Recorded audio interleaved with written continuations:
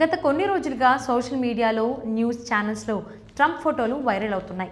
ముఖ్యంగా ఫిబ్రవరి 19న శ్వేత సౌధంలో జరిగిన medal of honour కార్యక్రమంలో మార్చి 2న మరో ఈవెంట్లో ట్రంప్ మెడ కుడివైపు ఒక పెద్ద ఎర్రటి మచ్చ కనిపిస్తోంది. ఇది ఒక ర్యాష్లా అంటే దద్దుర్లా కనిపిస్తోంది.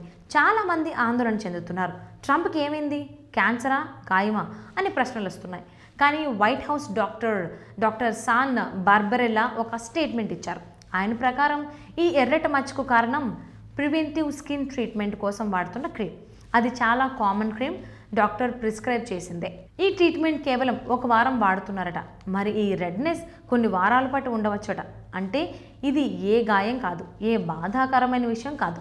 చర్మాన్ని ప్రొటెక్ట్ చేయడానికి వాడుతున్న క్రీమ్ వల్ల వచ్చిన రియాక్షన్ మాత్రమే. గతంలో కూడా ట్రంప్ చేతులపై ఇలాంటి మచ్చలు కనిపించినప్పుడు ఇలాంటి వివరణలు వచ్చాయి. కాబట్టి ఆందోళన చెందాల్సిన అవసరం లేదు.